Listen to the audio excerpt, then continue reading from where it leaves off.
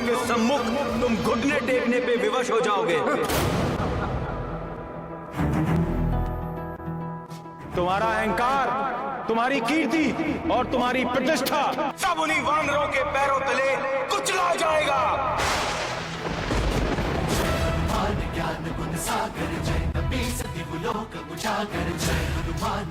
वानर ही तुम्हारा सारा ऐश्वर्य और तुम्हारी पाप की लंका को जलाकर भस्म कर देंगे।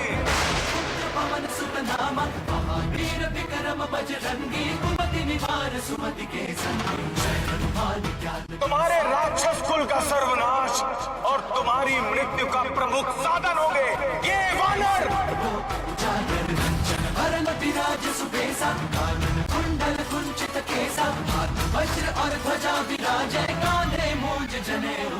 कभी लोगों में तुम्हारी निंदा होगी, और जिस वानर रूप को तू तुच्छ मानकर अपमानित कर रहा है वही वानर रूप यशस्वी होकर भक्ति और पराक्रम की मूर्ति बनकर सर्वत्र पूजा जाएगा। ये मेरा श्राप है तुम्हें, मेरा श्राप है तुम्हें, मेरा श्राप है तुम्हें, मेरा श्राप है तुम्हें।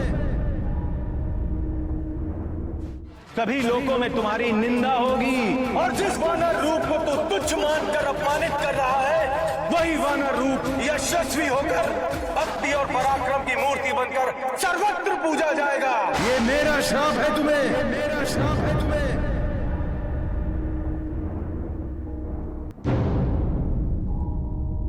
ये गूंज कैसी है प्राणनाथ? यह सत्य और न्याय की गूंज है प्राणप्रिय।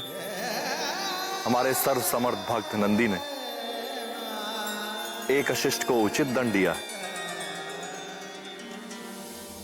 अपने परम प्रिय भक्त नंदी के इस वचन का मान रखने के लिए भगवान भोलेनाथ ने बजरंग बली हनुमान के रूप में जन्म लिया और मर्यादा पुरुषोत्तम श्री राम की वानर सेना का नेतृत्व किया और पाप की लंका जलाकर भस्म करने का वचन तो शिवांश महाबली हनुमान ने स्वयं ही निभाया।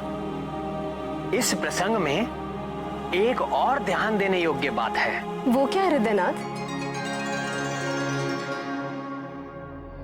यही कि भक्त और भगवान के मध्य कभी नहीं आना चाहिए। विशेषकर भक्त वत्सल भगवान भोलेनाथ और उनके परम सेवक नंदी महाराज के बीच तो भूल कर भी कभी नहीं। नंदीश्वर वृषभ रूप में भगवान महादेव के साथ शोभायमान है। जिस प्रकार गौ माता पृथ्वी का प्रतीक है, उसी प्रकार वृषभ रूप नंदी धर्म का प्रतीक है।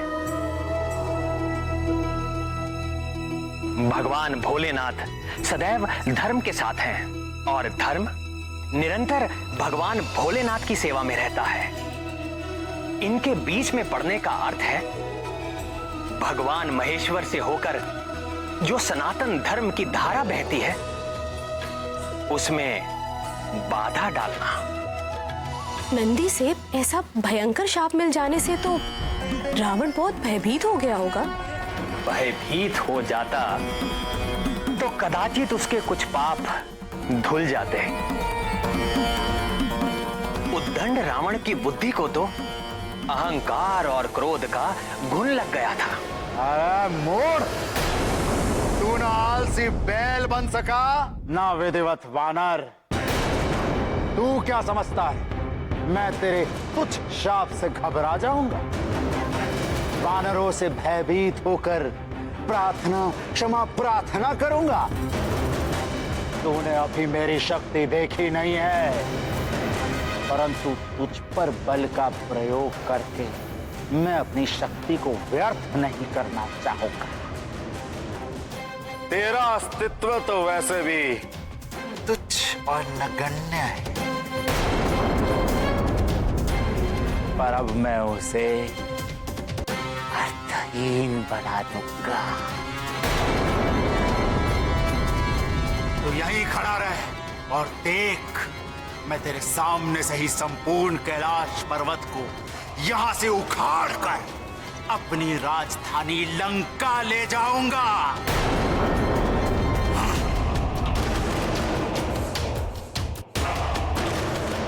हे महाकाल, मैंने इन्हें रोकने का बहुत प्रयत्न किया।